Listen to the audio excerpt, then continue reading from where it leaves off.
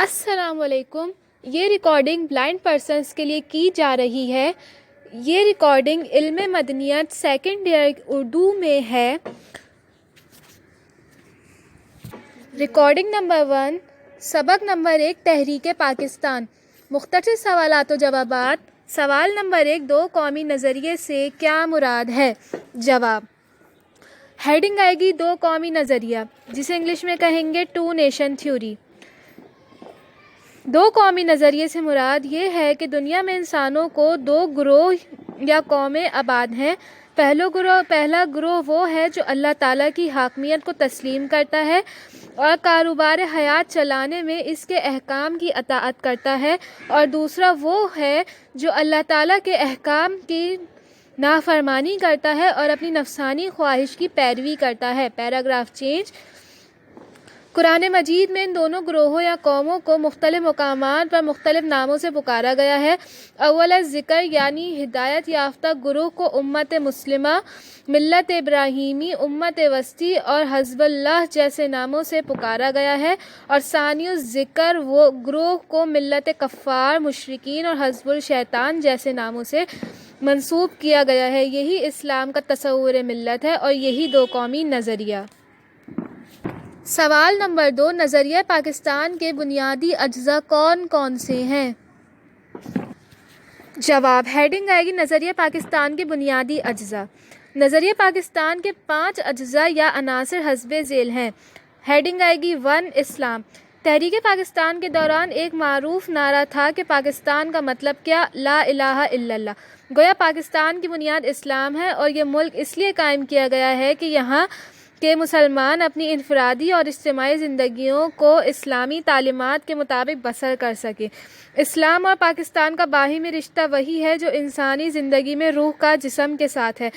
فرق صرف یہ ہے کہ انسان کا جسد خاکی پہلی تخلیق ہوا اور اس میں روح بعد میں پھونکی گئی، جبکہ پاکستان کا جسد ملی خود اس کی روح سے نے تخلیق کیا اور بر صغیر کی سرزمین پر اس کے نقوش ابھار کر خود اس میں سما گئی۔ قائد اعظم نے 13 جنوری 1948 کو اسلامیہ کالج پشاور کے طلباء سے خطاب کرتے ہوئے فرمایا،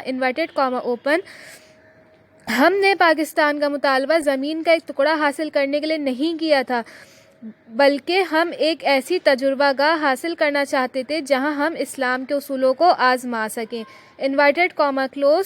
پوائنٹ نمبر 2، خطہ ارضی۔ نظریہ پاکستان کا دوسرا مخصوص عنصر خطہ ارضی ہے۔ اس کی حیثیت روح کے ساتھ جسم کی سی ہے۔ نظریہ پاکستان کو عملی شکل میں تبدیل کرنے کے لیے 23 مارچ 1940 کو بر صغیر کے مسلمانوں نے ان علاقوں کو پاکستان کی تشکیل کا مطالبہ کیا جہاں وہ عددی اعتبار سے اکثریت میں تھے۔ قائد اعظم نے 2 مارچ 1941 کو پنجاب مسلم اسٹوڈنٹس فیڈریشن سے خطاب کرتے ہوئے فرمایا، ہم ایک قوم ہیں اور قوم کو رہنے کے لیے علاقہ چاہیے۔ محض یہ دہراتے رہنے سے آخر کیا حاصل ہے کہ ہم ایک قوم ہیں؟ قوم ہوا میں نہیں رہ سکتی، وہ زمین پر رہتی ہے اور اس زمین پر اس کی حکمرانی ہونی چاہیے۔ قوم کو مخصوص علاقے میں آزاد مملکت چاہیے، اور ہم یہی تو حاصل کرنا چاہتے تھے۔ پوائنٹ نمبر 3، جمہوریت۔ جمہوریت اس لحاظ سے نظریہ پاکستان کی بنیاد ہے کہ اول اسلامی مملکت کے تمام امور و معاملات خدا اور اس کے رسول صلی اللہ علیہ وآلہ وسلم کے احکامات کی روشنی میں باہمی مشورے سے طے کیے جاتے ہیں۔ قرآن مجید میں اللہ تعالیٰ ارشاد باری ہے، اور ان کا ہر کام آپس کے مشورے سے ہوتا ہے۔ Paragraph change. بانی پاکستان قائد اعظم محمد علی جناح نظریہ پاکستان کے ان دونوں بنیادوں یعنی اسلام اور جمہوریت پر ناقابل شکست یقین رکھتے تھے۔ انہوں نے قیام پاکستان سے قبل اس مملکت کے قیام کے مقاصد اور نظریہ پاکستان کی وضاحت کر دی تھی، اور قیام پاکستان کے بعد اس کی عملی تعبیر کے آرزومند تھے۔ انہوں نے 25 جنوری 1948 کو یوم عید میلاد النبی کے موقع پر کراچی بار ایسوسی ایشن سے خطاب کرتے ہوئے فرمایا، اسلام محض چند مذہبی رسوم اور روایات اور عقائد کا مجموعہ نہیں ہے، بلکہ ہر مسلمان کے لیے ضابطۂ حیات کی حیثیت رکھتا ہے، جو سیاسی معاملات میں بھی اس کی رہنمائی کرتا ہے اور معاشی امور میں بھی۔ اس طرح زندگی کے تمام شعبوں میں ٹھیک اس کی رہنمائی کا فریضہ سر انجام دیتا ہے۔ اسلام نے اپنے ماننے والوں کو جو رہنما اصول دیے ہیں۔ ان کی بنیاد احترام انسانیت، آزادی، یکجہتی، بے لاگ معاملہ بندی اور انصاف پر رکھی ہے۔ نبی کریم صلی اللہ علیہ وآلہ وسلم وہ عظیم انسان تھے جنہوں نے آج سے 1300 سال پہلے جمہوریت کی بنیاد رکھی۔ پوائنٹ نمبر 4، سماجی انصاف، انسانی مساوات اور ذمہ داری کے اصول۔ نظریہ پاکستان کا چوتھا عنصر سماجی انصاف، انسانی مساوات اور ذمہ داری کے اصولوں پر مشتمل ہے۔ پاکستان کی حکومت اپنے اقتدار اور اختیارات کا استعمال کرتے وقت سماجی انصاف، انسانی مساوات اور ذمہ داری کے اصولوں کو مد نظر رکھے گی۔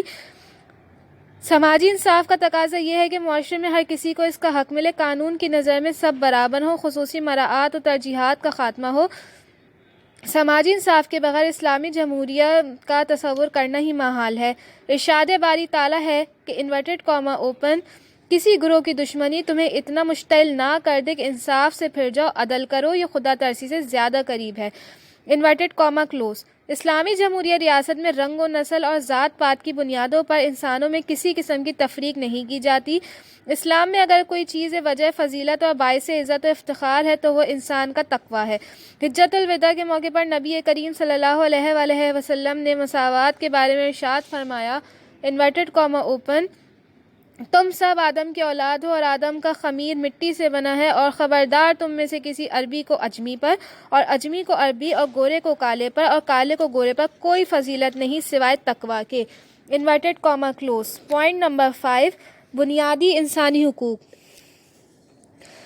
نظریہ پاکستان کا پانچواں عنصر بنیادی انسانی حقوق ہیں۔ بنیادی انسانی حقوق ان حقوق کو کہا جاتا ہے جو انسان کو انسان ہونے کی بنا پر حاصل ہوتے ہیں۔ یہ رنگ، نسل، علاقے، زبان اور دوسرے امتیازات سے ماورا ہیں۔ ان حقوق کی ضمانت ملک کے عام قوانین کے بجائے بنیادی قانون یعنی آئین میں دی جاتی ہے، اس لیے ریاست کا کوئی شعبہ خواہ عاملہ ہو یا مقننہ اس کی خلاف ورزی نہیں کر سکتا۔ Paragraph change. مغربی مفکرین بنیادی انسانی حقوق کے تصور کی ابتدا عموماً انگلستان کے میگنا کارٹا سے کرتے ہیں، لیکن اس سے بہت سے پہلے میثاق مدینہ خطبہ حجۃ الوداع کے موقع پر حضرت صلی اللہ علیہ وآلہ وسلم نے بنیادی حقوق کا تصور پیش کیا اور مدینہ کی شہری ریاست میں تمام شہریوں کو عملاً یہ حقوق عطا بھی کیے گئے۔ قائد اعظم نے 26 مارچ 1948 کو چٹا کانگ میں ایک عوامی اجتماع سے خطاب کرتے ہوئے فرمایا جب آپ یہ کہتے ہیں کہ پاکستان کی بنیاد سماجی انصاف اور اسلامی سوشلزم پر ہونی چاہیے جس میں مساوات اور انسانی بھائی چارے پر زور دیا گیا ہے، تو آپ دراصل میرے اور لاکھوں مسلمانوں کے احساسات کی ترجمانی کرتے ہیں۔ اخوت، مساوات اور حریت ہمارے مذہب، ثقافت، تہذیب کے بنیادی نکات ہیں۔ ہم نے حصول پاکستان کے لیے اس جدوجہد کو برصغیر میں انسانی حقوق کو پامال ہونے کا خطرہ تھا۔ سوال نمبر 3، برصغیر کے مسلمانوں کے لیے تحریک علی گڑھ کی اہمیت سے بحث کیجیے۔ ہیڈنگ آئے گی تحریک علی گڑھ کے مسلمانوں پر اثرات۔ علی گڑھ تحریک اور سر سید احمد خان ایک دوسرے کے لیے مترادف الفاظ ہیں۔ بالفاظ دیگر علی گڑھ تحریک کا دوسرا نام سر سید ہے اور سر سید کا دوسرا نام علی گڑھ تحریک۔ یہ دونوں اس قدر باہم مربوط ہیں کہ انہیں الگ کرنا ممکن نہیں ہے۔ علی گڑھ تحریک بہت جلد مسلمانوں کی ایک قومی تحریک بن گئی۔ اس نے مسلمانوں کو من حیث القوم اکٹھا کیا اور ان کے تعلیمی، سماجی اور سیاسی میدان میں رہنمائی کی۔ علی گڑھ کے اثرات حسب ذیل عنوانات کے تحت بیان کیا جا سکتا ہے۔ ہیڈنگ نمبر 1، مسلمانوں کی تعلیم پر اثر۔ جیسا کہ ہم جانتے ہیں کہ 1857 کے سانحے کے بعد مسلمانوں کی تعلیمی حالت دگرگو ہو گئی تھی۔ اس بات کا اندازہ اس سے کیا جا سکتا ہے کہ مئی 1875 میں جب علی گڑھ میں ایم اے او اسکول قائم کیا گیا تو اس وقت پورے برصغیر میں سے 20 مسلمان گریجویٹ تھے۔ ان میں سے 7 بی اے اور 3 ایم اے تھے۔ ان کے مقابلے میں ہندوؤں میں 715 بی اے اور 131 ایم اے پاس تھے۔ علی گڑھ کالج نے مسلمان گریجویٹوں کی تعداد میں خاطر خواہ اضافہ کیا۔ علی گڑھ کالج کا اثر ملک کے طویل عرض میں محسوس کیا گیا اور اس کی دیکھا دیکھی برصغیر کے تقریباً تمام اہم شہروں میں مختلف تعلیمی انجمنیں، درسگاہیں اور کالج قائم کیے گئے۔ ہیڈنگ آئے گی مسلمانوں کی سماجی حالت پر اثر۔ 1857 کے سانحے نے مسلمانوں کی کمر توڑ دی تھی، جو کچھ بچا تھا وہ انگریزوں کے انتقام کی نذر ہو گیا۔ انگریزوں نے ظالمانہ رویے کی وجہ سے مسلمانوں کی حالت ناگفتہ بے ہو گئی۔ نہ صرف معاشی، مذہبی اور سیاسی طور پر انہیں صدمہ اٹھانا پڑا، بلکہ ان کی تہذیب و تمدن کے نقوش بھی حرف آخر کی طرح مٹا دیے گئے اور ان میں کوئی ایسی بات نہیں رہ گئی تھی جو باعث فخر سمجھی جائے۔ علی گڑھ تحریک کی وجہ سے مسلمان تعلیمی میدان میں آگے بڑھے، نئے قدروں سے روشناس ہوئے، اس لیے ان کی انفرادی اور اجتماعی زندگی بھی بہتر ہو گئی۔ ان میں قومی شعور پیدا ہوا۔ علی گڑھ کالج کی بدولت مختلف صوبوں کے مسلمان قریب آئے اور ان کو مختلف علاقوں کے مسائل سے آگاہی ہوئی اور ایک دوسرے کو دکھ درد میں شریک ہونے لگے۔ ہیڈنگ آئے گی مسلم سیاست پر اثر۔ 1857 کی جنگ آزادی کے بعد مسلمان سیاسی طور پر منتشر تھے، ان میں قومی شعور کی بھی کمی تھی، اچھے برے کی تمیز نہیں کر پا رہے تھے اور کم علمی کی وجہ سے انگریزوں کے ظلم اور ہندوؤں کی جارحیت کا نشانہ بن رہے تھے۔ تحریک علی گڑھ کی وجہ سے ان میں قومی شعور پروان چڑھا اور ایک پلیٹ فارم پر اکٹھے ہوئے۔ Paragraph change. مسلمانوں کے زمانہ زوال و انتشار میں سب سے پہلے علی گڑھ تحریک نے ان میں علم و قومیت کا جذبہ ابھارا اور قومی یکجہتی کا احساس دلایا۔ مسلم قومیتی جذبے کو ابھارنے کے علاوہ علی گڑھ تحریک کا دوسرا کارنامہ یہ ہے کہ اس نے بر صغیر میں دو قومی نظریے کو فروغ دیا۔ مسلمانوں اور ہندوؤں دونوں فریقوں پر یہ بات واضح کر دی گئی کہ وہ علیحدہ علیحدہ قومیں ہیں، ان کے مفادات کسی صورت یکساں نہیں ہو سکتے۔ مسلمانوں کے سیاسی شعور کو جو قوت معرکہ سر سید نے دی تھی، اس نے اسے آگے بڑھنے میں مدد دی۔ راستہ گرچہ دشوار گزارا اور ناہموار تھا، لیکن وہ مسلسل آگے بڑھتے گئے، یہاں تک کہ وہ خواب جو سر سید نے وجدانی لمحات میں دیکھا تھا، قائد اعظم کی قیادت میں حقیقت کا روپ دھار گیا۔ بقول بابا اردو مولوی عبدالحق (اوپن) اس میں سارا مبالغہ نہیں کہ کثر پاکستان کی بنیاد میں سب سے پہلی اینٹ اسی پیر مرد سر سید کے مبارک ہاتھوں نے رکھی تھی۔ سوال نمبر 4، آل انڈیا مسلم لیگ کے مقاصد تحریر کریں۔ ہیڈنگ آئے گی مسلم لیگ کے ابتدائی مقاصد۔ مسلم لیگ کے 3 ابتدائی مقاصد حسب ذیل متعین کیے گئے۔ پہلا، برصغیر کے مسلمان حکومت برطانیہ کے لیے جذبہ وفاداری کو ابھارنا اور حکومت اور مسلمانوں کے درمیان پیدا ہونے والی غلط فہمیوں کو دور کرنا۔ دوسرا، مسلمانوں کے سیاسی حقوق اور مفادات کی حفاظت کرنا اور ان کی ضروریات سے حکومت کو آگاہ کرنا۔ تیسرا، مندرجہ بالا مقاصد کو نقصان پہنچائے بغیر برصغیر کو دوسری اقوام کے ساتھ تعاون کرانا۔